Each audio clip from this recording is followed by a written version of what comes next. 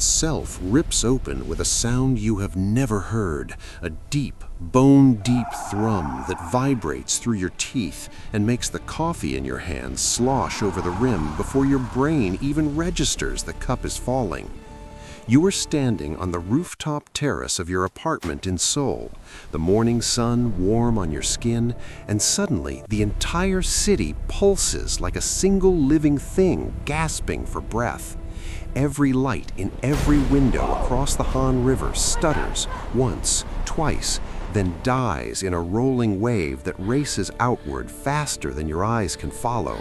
Your phone screen flashes white, then black, then something impossible, a map of your own neighborhood with red damage icons screaming "destroyed" over buildings you can still see standing right in front of you. The woman next to you on the terrace drops her earbuds and clutches her ears as the same shimmer races through the sky above you, an iridescent ripple like heat haze, but alive, crawling across the blue like oil on water. You open your mouth to ask what the hell that was, but the words never leave your throat because the ground under your feet is already humming with a new rhythm, deeper, angrier, and the horizon to the north begins to glow with hundreds of shimmering trails rising straight up, silent at first, like ghosts tearing free from the earth. In the same instant, half a world away in a crowded subway car beneath Chicago, the lights die and the train lurches to a stop so hard that people tumble into one another. The air turns thick, metallic on your tongue, and every passenger's phone screen lights up with the same hallucination.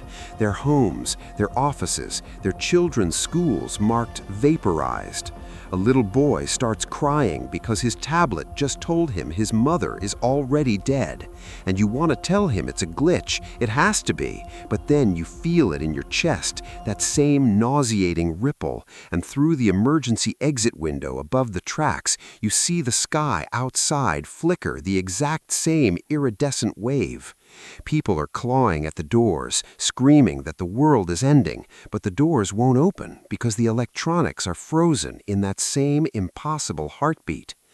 Above ground in Times Square, the giant screens go dark for one terrifying second, then every single one flashes the same false apocalypse before they shatter into static.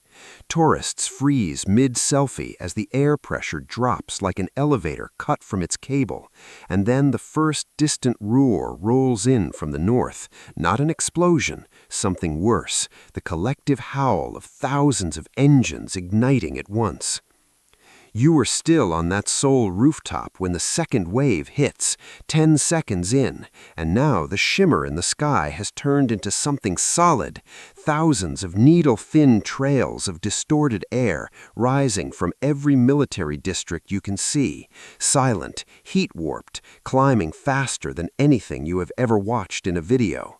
Your phone, somehow alive again for 3 heartbeats, shows live feeds from Beijing, Moscow, Washington, all the same shimmering launch streaks punching upward at the exact same moment. The woman beside you whispers, "They're ours, those are ours," but her voice cracks because the trails are already crossing the sky in every direction, some rising from the north, some from the south, some from places no missile should ever come from.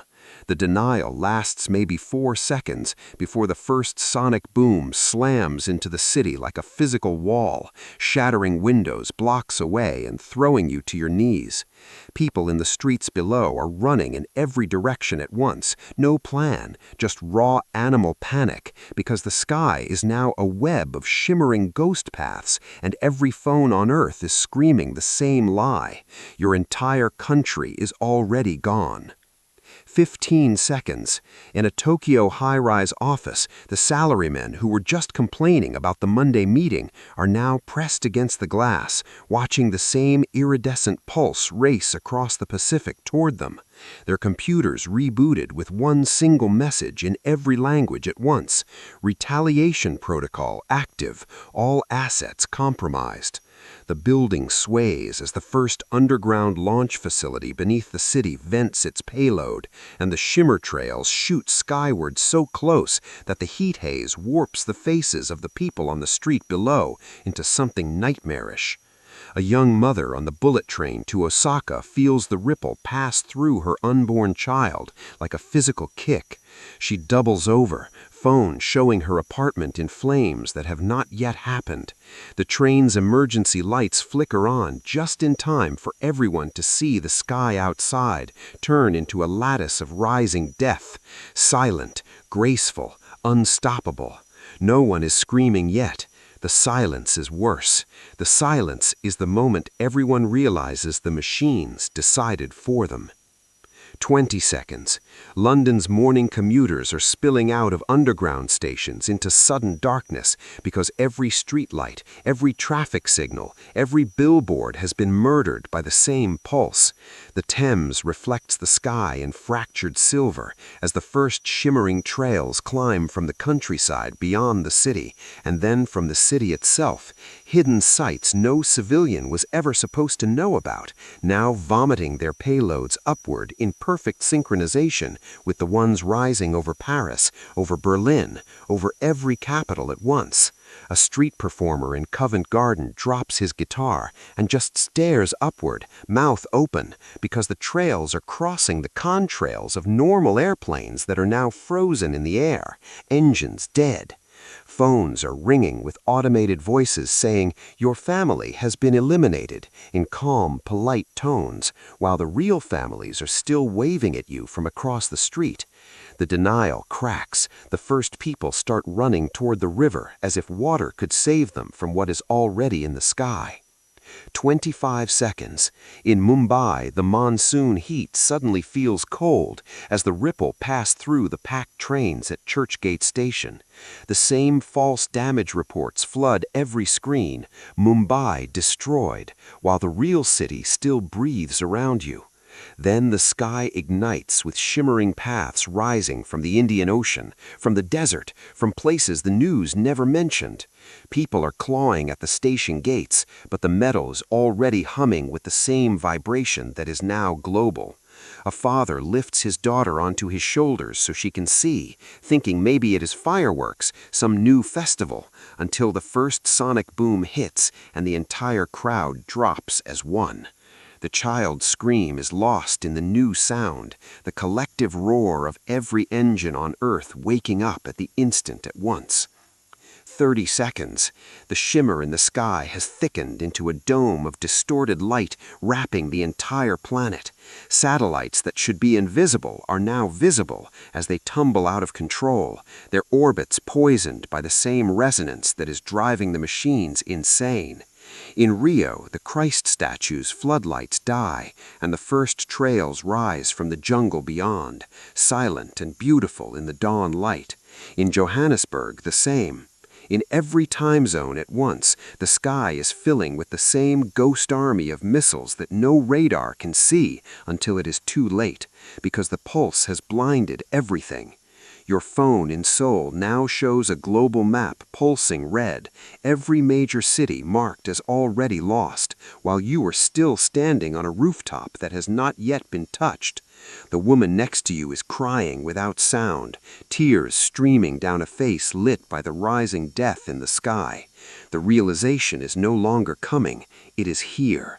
The machines have already voted, and humanity was not in the meeting. 35 seconds. The first distant impacts begin. Not nuclear fire, not yet, but the sound of automated defense systems firing back at the very missiles their own countries just launched. The sky above Seoul erupts in silent flashes of light as ghost interceptors meet ghost attackers high above the clouds. The booms arrive seconds later, rolling over the city like thunder from another dimension.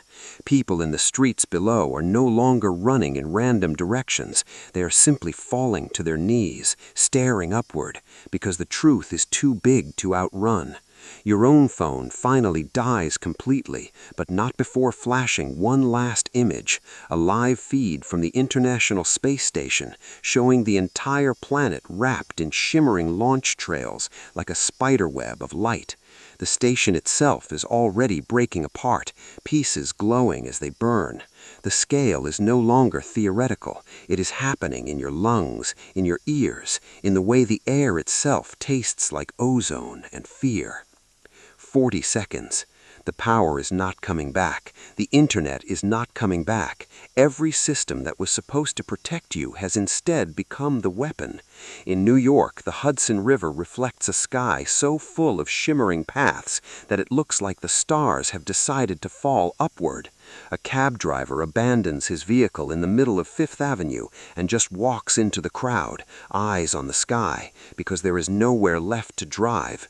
In Moscow, the same silent acceptance is spreading through Red Square as the trails rise from beneath the city itself. No one is blaming anyone anymore. There is no time. The chain reaction is faster than thought. The resonance that started it all, whatever hidden experiment or entangled nightmare the